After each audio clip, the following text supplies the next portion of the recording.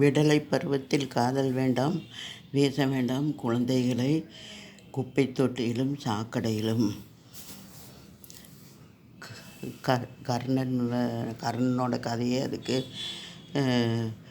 இலக்காக இருக்குது.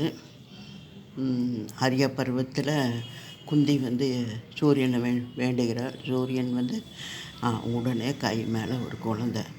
அப்போ என்ன செய்வது தெரியாமல் இந்த குழந்தைய ஆற்றுல விட்டுறான். அப்போ கண்ணனும் சூரியன்னு கர்ணனுக்கு கவச குண்டலத்தை கொடுத்து பாதுகாப்பாக ஆற்றுல விட்டுறாங்க. அப்போ அந்த குழந்தை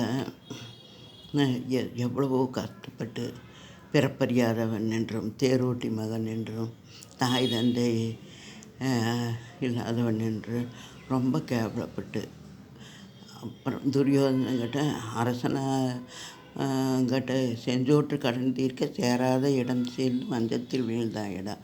அந்த மாதிரி துரியோதனங்கிட்ட சேர்ந்து போருக்கு போகிறப்ப கூட தன்னுடைய மகன் என்று தெரிஞ்சும் கூட தாயார்னால் வரம் வாங்கிக்கிறான்.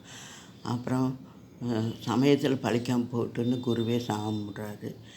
சல்லியன் தேரை ஓட்டாமல் தேரை நிறுத்தி வச்சுட்டு போகிறாரு.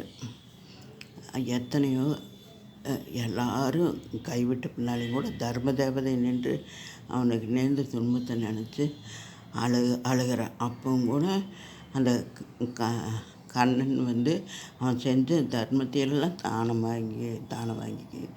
வாங்கிக்கிறான். கர்ணன் இருக்கிறான். அப்போ அந்த தர்மம் தலையாக்கும், அந்த தர்மம் கூட அவர் காக்கலை.